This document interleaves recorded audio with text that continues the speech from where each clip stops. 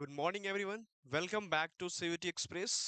मैं उम्मीद कर रहा हूँ कि आप सभी लोगों की पढ़ाई काफ़ी अच्छे तरीके से चल रही होगी। एग्जाम्स में काफ़ी कम समय बचे हैं।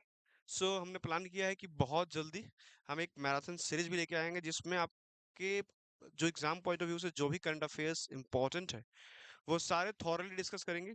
उसके साथ स्टैटिक पोर्शंस भी डिस्कस करेंगे। इसीलिए अभी जो मेरा फोकस रहता है वो ज़्यादा स्टैटिक पोर्शन पे होता है, सो दैट आपको क्वेश्चंस अगर स्टैटिक से आए सो आप उसको भी सॉल्व कर पाए और एक अच्छा सा हॉलिस्टिक अंडरस्टैंडिंग बिल्ड कर पाए करंट अफेयर्स के बारे में। चलिए शुरू करते हैं आज की क्लास। पहला क्वेश्चन काफ़ी इंटरेस्टिंग क्वेश्चन है। AI anchor, artificial intelligence anchor. Question है कि which artificial intelligence anchor won the global media award GMA, GMA 2024। अब आपके दिमाग में पहले सोच रहे होंगे कि एआई एंकर क्या होता है। आप में से कई लोगों को पता होगा, but I am pretty sure कि आप में से मैक्सिमम लोगों को पता नहीं होगा कि एआई एंकर क्या होता है।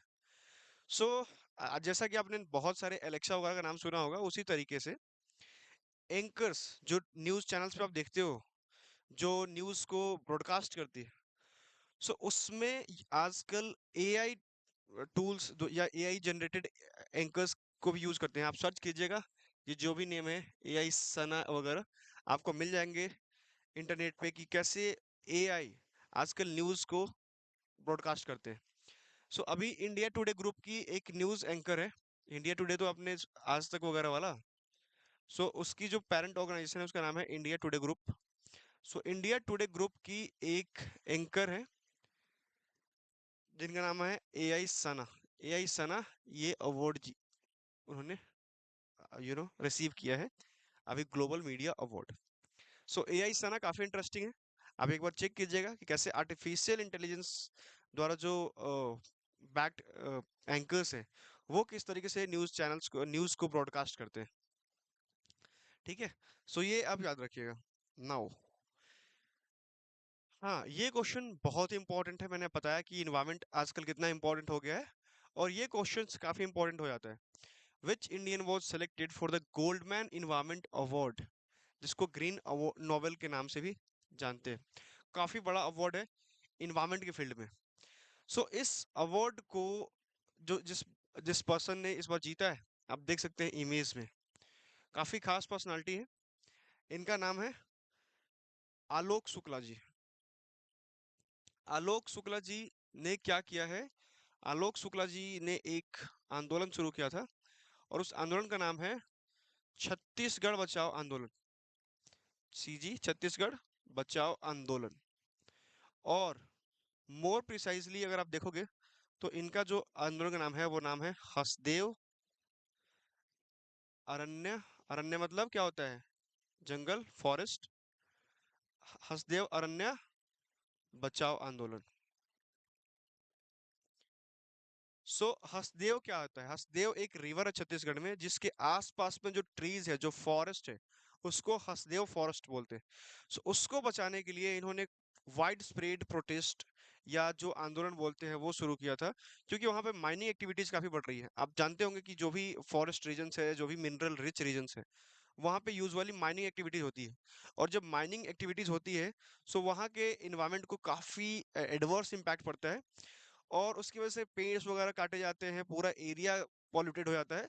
उस चीज को प्रोटेक्ट करने के लिए उन्होंने ये आंदोलन शुरू किया था, छत्तीसगढ़ बचाओ आंदोलन और हसदेव अरण्य बचाओ आंदोलन। इस चीज के लिए इन्हें ये अवार्ड दिया गया है।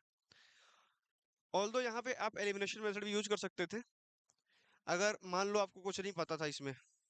ठीक है, आपने नाम सुना होगा, मेघा नहीं है, मेधा पाटेकर है।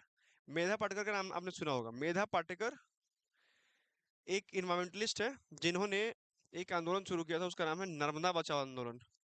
एनसीईआरटी की बुक में दिया हुआ है। आप एनसीईआरटी की बुक अगर पढ़ा होगा आपने, तो उसमें पढ़ा होगा आपने नर्मदा बचाओ आंदोलन के बारे में। ठीक है, नर्मदा रिवर जो गुजरात में है, उसको बचाने के लिए। एमसी मेहता अगेन एक बहुत बड़े इन्वायरमेंटलिस्ट हैं, जो सुप्रीम कोर्ट में हमेशा पीआईएल वगैरह फाइल करते रहते हैं इन्वायरमेंट से रिलेटेड। पीआईएल मतलब public interest litigation. Public interest litigation justice B N Bhagwati ने इस कंसेप्ट को वो उसमें लाया था प्रैक्टिकल लाइफ में।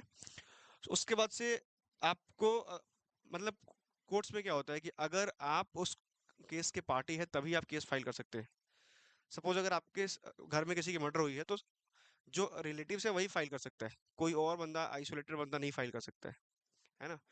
बट इस केस के बाद पीआईएल के बाद बताया गया कि केस कोई भी फाइल कर सकता है अगर मेरे को अगर वो पब्लिक से कंसर्न करती है वो इशूज पब्लिक एट लार्ज पे। सो कोई भी पर्सन जाके केस फाइल कर सकता है कोर्ट में। ठीक है। सो उसके बाद से इन्होंने इन्वायरमेंट के फील्ड में काफी सारे पीआईएल्स फाइल किए, जिसमें से भोपाल गैस ट्रेजेडी का आपने नाम सुना होगा। उसमें कंपनसेशन दिलाने का काम इन्हीं के केस के बाद से हुआ था। सो अगर दो ऑप्शंस को आप एलिमिनेट कर लेते हो, इसके बारे में आपने नाम ही नहीं सुना होगा, तो definitely you will reach this answer, Alok Sharma वाला, आलोक शुक्ला वाला। ठीक है। Okay. Another very important question, world largest airport कहाँ पे बनाया जा रहा है? मैंने आपको कुछ दिन पहले वर्ल्ड के बिजिएस्ट एयरपोर्ट के बारे में बताया था, याद है आपको? वर्ल्ड के बिजिएस्ट एयरपोर्ट के बारे में जब मैंने बताया था तो मैंने आपको बताया था कि अटलांटा एयरपोर्ट जो कि यूएसए में है, वो वर्ल्ड की बिजिएस्ट एयरपोर्ट है ना। आई होप कि आपको याद होगा, अगर याद नहीं है तो याद कर लीजिए, अटलांटा एयरपोर्ट वर्ल्ड की बिजिएस्ट एयरपोर्ट थी। अब वर्ल्ड की लार्जेस्ट एयरपोर्ट कहाँ पे बनेगी? So Dubai, Singapore, New York, Beijing, क्या लगता है क्या सही होगा? वर्ल्ड की लार्जेस्ट बिल्डिंग कहाँ पे बनी हुई है? बुर्ज खलीफा, दुबई में। सो लार्जेस्ट एयरपोर्ट भी वहीं पे बनाई जा रही है। ठीक है। ये क्वेश्चन काफी इंपॉर्टेंट है। Who has been honoured with the Lachhu Maharaj award? Lachhu Maharaj एक इंडियन डांसर थे, और डांसर भी कथक डांस के। कथक का नाम सुना है आप लोगों ने? इंडिया में जो क्लासिकल डांस है ना, क्लासिकल डांस का आपने नाम सुना होगा, क्लासिकल डांस आपके जीके में क्वेश्चंस आ सकता है। क्लासिकल डांस इंडिया में कितने हैं? टोटल है 8। 8 क्लासिकल डांस है। So, इस 8 क्लासिकल डांस में से एक कथक भी है। अभी मैं आपको बता रहा हूँ कि मैप के थ्रू एक्सप्लेन कर दूंगा कि कैसे 8 क्लासिकल डांस को आप इजीली याद कर सकते हैं। सो अगर आप इंडिया की मैप को देखेंगे, ठीक है, मैं बहुत ही रफ मैप बना दे रहा हूँ जल्दी जल्दी में। ठीक है।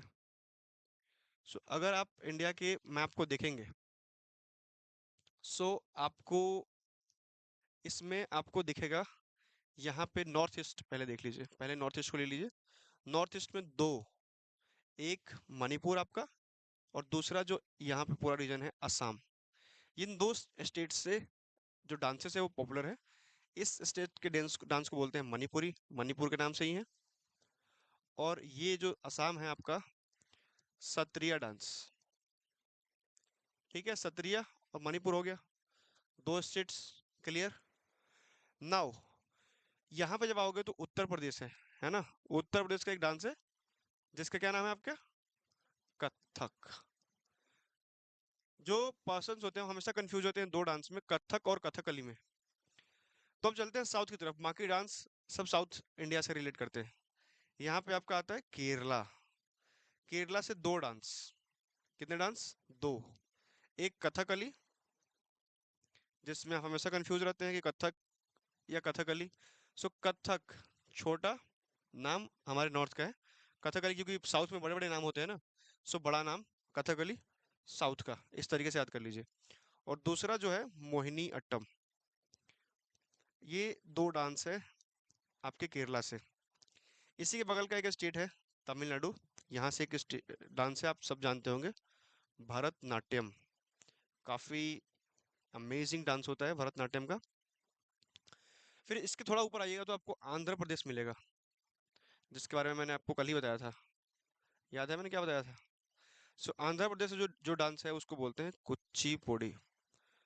जो पॉट मिला था, अर्धन पॉट, जिसमें बहुत सारे कॉइन्स थे इक्ष्वाकु डायनेस्टी का, तो कुचिपुड़ी यहाँ से है।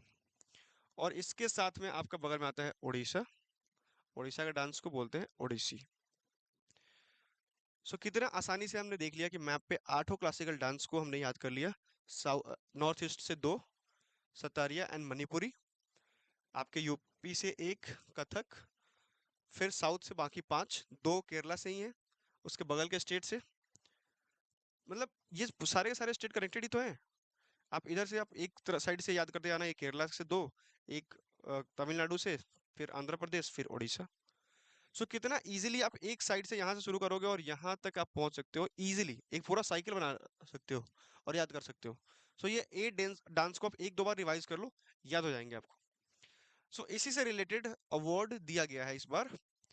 अब देखिए, ये जो नेम्स देख रहे हैं ना, हेमा मालिनी, सायरा बानू, प्राची शाह, ये सारे कथक के डांसर्स हैं, बट इन सबको ये अवार्ड्स ऑलरेडी मिल चुका है।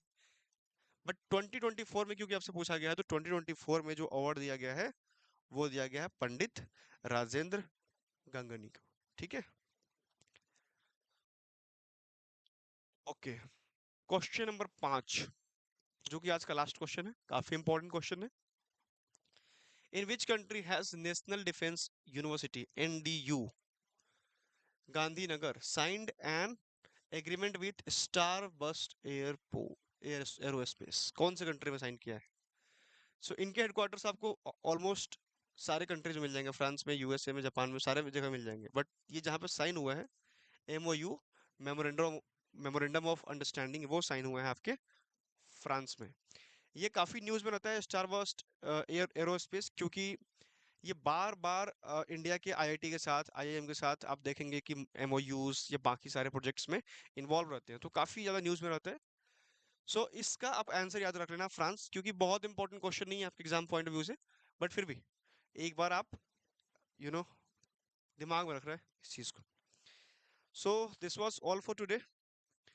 वंस अगेन मैं आपको बोलूंगा कि सीयूटी एक्सप्रेस का जो टेलीग्राम चैनल है उसको ज्वाइन कर लो। यहाँ पे आपको पीडीएफ मिल जाएंगे जो मैंने अभी आपको पढ़ाए हैं। ठीक है, फ्री में पीडीएफ मिल जाएंगे, उसके साथ साथ बहुत सारे क्विजेज वगैरह अटेम्प्ट करने के का आपको मौका मिलेगा। सो आई होप कि आपको वीडियो पसंद आई होगी।